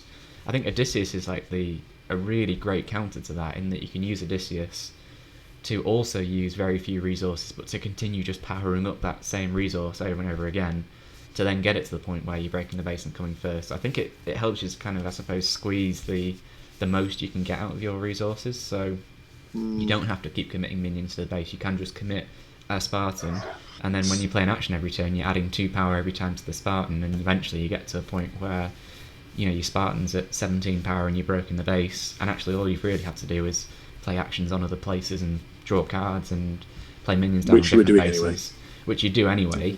And then Odysseus kind of allows you to almost hard counter the ability of Great Worm. It's a really great counter to it, in that you can then just create value yourself to negate the value that you're losing from Great Worm. So that would be why I'd say Odysseus is the winner. It's interesting that Odysseus wants to strand itself and help other things, and Great Worm wants the base to be scored with it on it. I think I have to go with my own play style on this. My own play style on this would favour Great Worm. It's the more aggressive play style than the Odysseus, the slow play style. So I think my vote goes down to Great Worm, mostly because you're restricting VP from other people. And I think if it comes down to your argument with this whole thing, I think and I made this point quite clearly multiple times in the original video, and I'll continue to say it from now on as well. That VP is the aim of the game, and at the end of the day, if you're restricting other people, it's almost as good as giving yourself more. And with the Great Worm, you're able to steal VP away from other people by not allowing them to gain as big of a lead, as big an advantage, and it's not cost you anything to do it, and it's really easy to do, allowing you to focus on other aspects of the game. So allowing you to focus on what other bits that you're doing, and it's not to say that Odysseus isn't easy to do, but every time I've played Greeks, I've never been able to get the value out of Odysseus that I want. And I think that's left a bitter taste in my mouth. As great as I know that card is, and as great as I've seen people, even Luke, you played that card numerous times. Greeks is one of your favourite pairings. So I come across the Odysseus card a significant amount in terms of the numbers of times that we've played Smash Up, and I have seen it be powerful, but I've also seen it do absolutely nothing. Yeah, I've seen I agree with you essentially entirely do on that. absolutely nothing. And that the only reason that I would give it to Great Worm over Odysseus is, to me, it suits my playstyle more, and it's consistently going to do whatever the thing that it's intended to do. Yeah, I have played many games where Odysseus does very little. People get as much as nothing bored. sometimes. Yeah. Sadly. Yeah. So I agree. I think Great Worm is. I think they're just as good as each other. I think they're both fantastic cards, but I think Great Worm should win.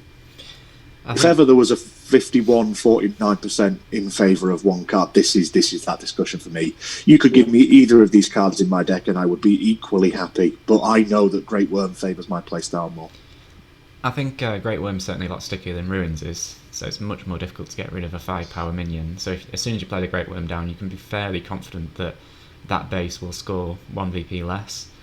I think there's two points I suppose we haven't mentioned, and that Great Worm has a ceiling to how powerful it can be, whereas Odysseus maybe has a lower floor in that it can be worse than Great Worm, but it can be a lot better than Great Worm in terms of its.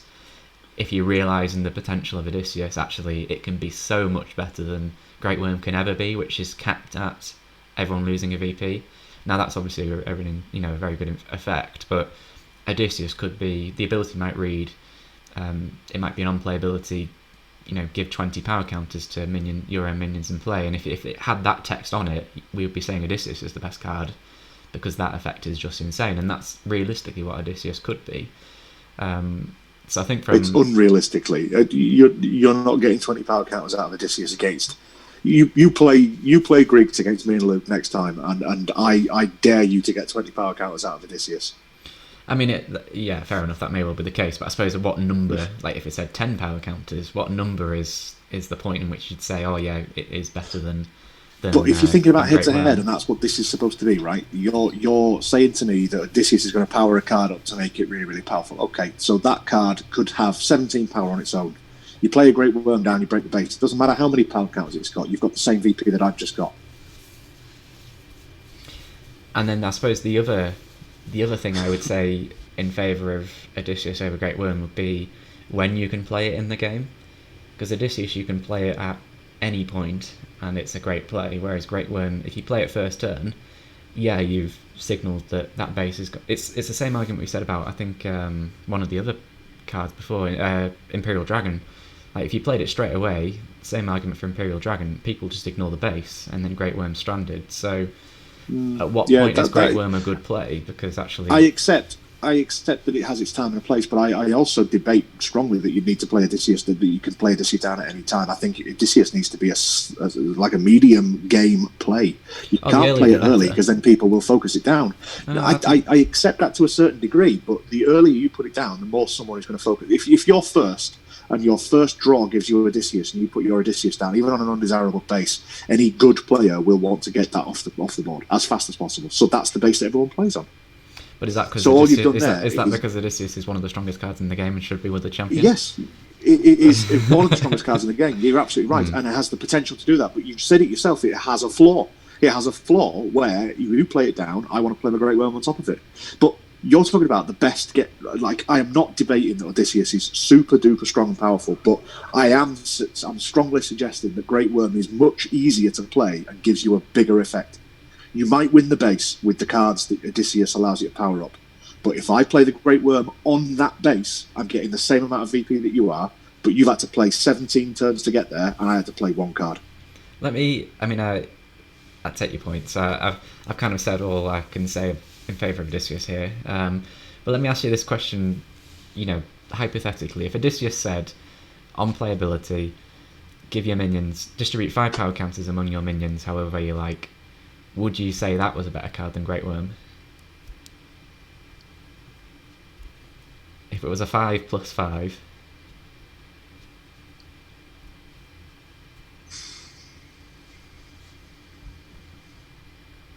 Luke, you've been very quiet on this. What do you think of... If Odysseus said that, would you say it's better than Great Worm? Because I think Odysseus is very, very feasibly a 5+5. And I think that's a decent threshold in which you might counting it as Great Worm. Odysseus is 10, or are you counting Odysseus is 2 5 minions? As Odysseus is 5 printed power, but the ability of Odysseus said, on play, distribute 5 power counters among your minions in any way you like. I think that makes it worse, Yeah, I think so too. I like thinking that it's going to last forever. Oh, I'm just trying to put it at a reasonably low. Yeah, I think you're doing the right thing. You're doing the right thing because I think five power counters out of Odysseus, if played correctly in a game with us 3 in it, is not unfeasible. 5 it's probably about the limit to what you'd get out in a game with us in, presumably. There's some extra action plays in Argonauts. Greeks there. There's an action that lets you play 2 extra actions. Favour of Hermes, is it? I think. And they've got another action that lets you play an extra action. Okay, because we're talking about just playing extra cards. Okay, so I've got a Ruin in my hand as well. So what's going to happen is you're going to power a guy up, right? I'm on your side here. No, I'm talking to Mark directly. I'm talking to Mark. I'm going to put a Ruin and a Great Worm down, and now I'm going to score more power than you, and you just spent 17 turns powering this thing up, and it's going to go in the discard pile. I mean, how does that make you feel? I think they're both great. And yeah, I completely agree. I would lean more towards Odysseus, and I've kind of put my case forward. But if that doesn't convince you, then I'm going to have to. I'm not disappointed that Great Worm wins it. I just think Odysseus is the slightly better card. I think it could be. It could be a slightly better card. It could be. But I think on the face of it, the Great Worm is a better card. If you go on consistency, then yeah, as you say, Great Worm almost always delivers kind of what it says on the tin.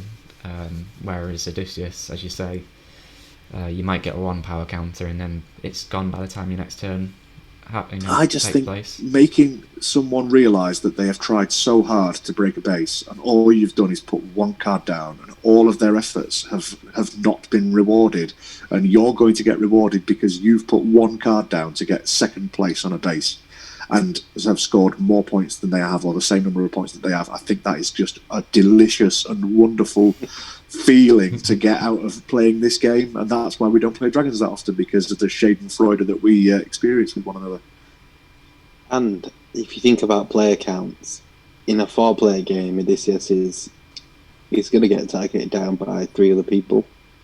If they're playing it right, it's probably not realistic that we could probably break it by the time it gets around to your next turn. Whereas Great Worm is just going to... You can slot it in at the end, or you can put it on from the start and go on your own. There's so many different bases that work so well with it. The Ninja's base, the ones that have... even the Dragon bases. The Dragon base. The thing is, I think the player count is interesting because at a higher player count, Odysseus has got more places to hide. Like there's obviously 5 bases in play at a 4-player game, whereas Great Worm is best. Dragons are best in 2 players because you put Great Worm on 1 base, Ruins on 2 other bases, and then every base is on 1 VP. I think Odysseus' strength is in 2-player though, isn't it? Because it's much harder to get off the field in a 2-player game. It'll do more damage in a 2-player game because of the fact that you get essentially your turn faster without being able to break it. It's interesting because, as you say, it's harder for someone else to rack up the power quickly on another base with Odysseus. Whereas, as I said before, in a 4-player game, 5 bases in play, you put it on maybe the least attractive base. Are people really? Because in 2-player, you're only playing against one opponent. Whereas if you're playing 4, let's say even if we're playing 3-player, us 3, I put Odysseus down. Is Luke going to make kind of suboptimal plays or worse plays to try and stop me playing Odysseus when he knows that you will then be going ahead on a different base? So he has to kind of think about the other players as well. It's not just a case of Odysseus is the best card that's been played and therefore everyone has to stop him.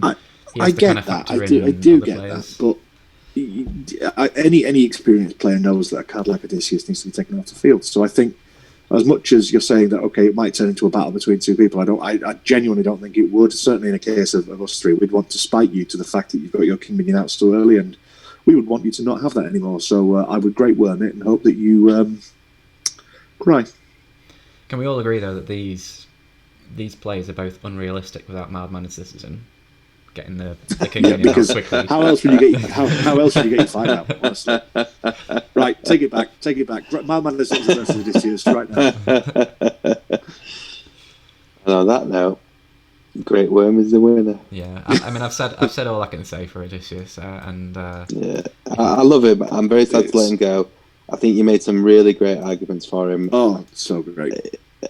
You maybe almost caught me a couple of times, but I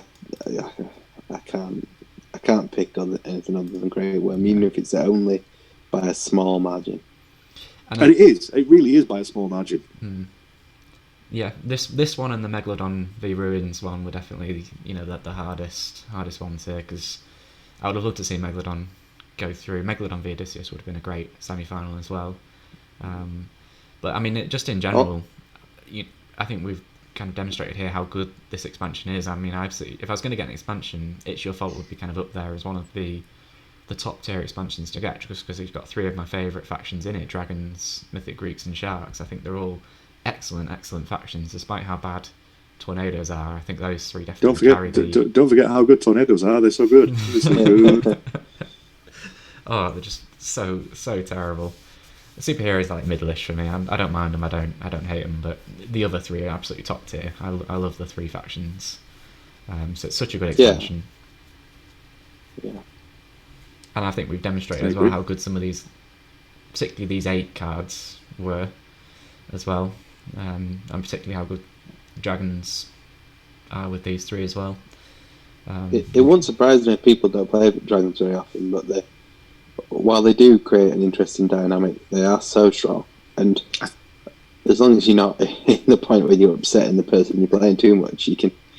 If you have a bit of a difficult time losing, like old Lee over there, then you won't lose often, is it? You won't want to play Dragons very often. But if you can respect them for what they are, which is incredibly strong, they're such a good faction. They are fun. I think you said it earlier on, Luke, and I think you hit the nail absolutely on the head. When we play, we have a limited evenings opportunity. We have about 3 hours to put as much board gaming into it as we physically can fit. Smash Up regularly features in that board gaming rotation that we do. We've got enough time for 1, probably 2, if we've got the right kind of number of people, games of Smash Up in there. If we play Dragons, it is 1, and it is going to take you the 2 hours mostly to get through that game. And that's why we don't play Dragons very often. I mean, just thinking about the expansion as well, I can't think of better minion spreads, so 2 power, 3 power, 4 power and 5 power, than Dragons, Mythic Greeks and Sharks. Just thinking about all the minions, so Sharks have got the Makos and the Hammerheads, which are both great, and Great White and Megalodon. Dragons have got the Hatchling, the Imperial Dragon, Wyvern and Great Worm, 3 of which made this list. So I can't really think of many factions that are better than Innsmouth's the only one that really comes to mind. I think the fact that this expansion has 5 sets in it, and the fact that 3 of the factions are so good, is a fantastic reason to buy it. It is probably one of my favourite expansions, if not my favourite. If you're watching this video and you enjoy playing the base game and you're thinking about perhaps buying an expansion to enjoy, this is the same price as all the other ones. You get 5 decks in it, and they all pair really nicely with at least one of the base factions. Definitely pick this one up. Yeah. Yeah, I think it's a worthy winner in the end, and a very close fought thing. So I think we pretty much wrapped this one up, have we? Yep. Yeah. We beat him, Luke. We beat him. I feel like a personal victory. We got him. No mild-mannered citizen and a great worm win. Oh, we got him. It was injustice that mild-mannered citizen went out in the first round, but I'm sure the people in the comment who like superheroes will agree with me. I actually don't even want it to be in the wild third card. What was the third card from superheroes? I can't even remember. I didn't even have a wild card from superheroes. I couldn't think of anything. We didn't.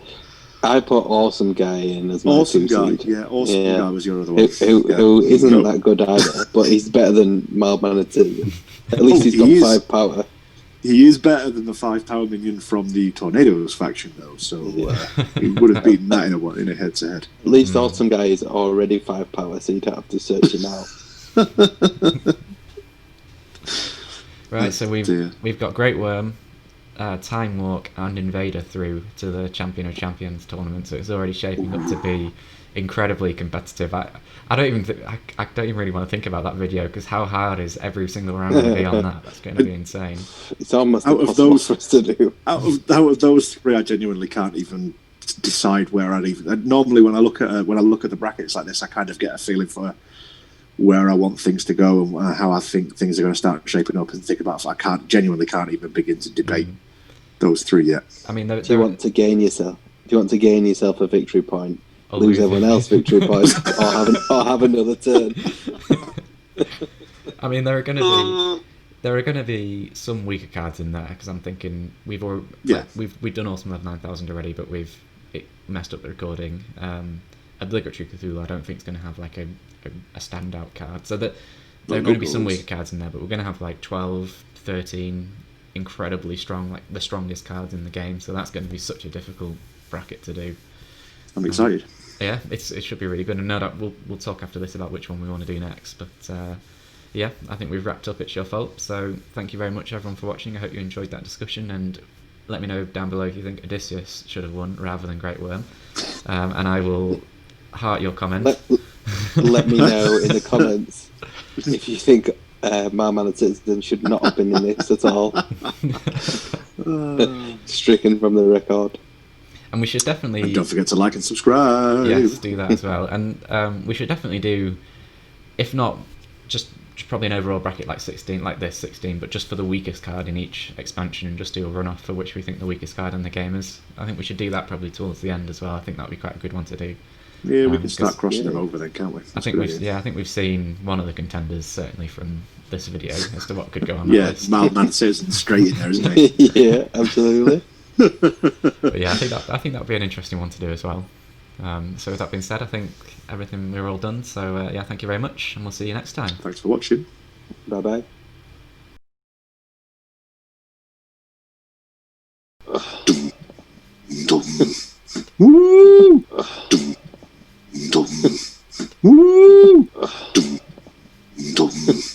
Woo! We just give it to Great Worm and move on. Great Worm v. Can you pronounce it that? Is it definitely Worm? Great Worm, yeah, as far as I'm aware. Well, what were you saying? I think Great Worm. I just want to check. Great Worm. Should we all just Great call it Wyram? Great Wyram. Yeah, say it wrong. All of us call it. Woo!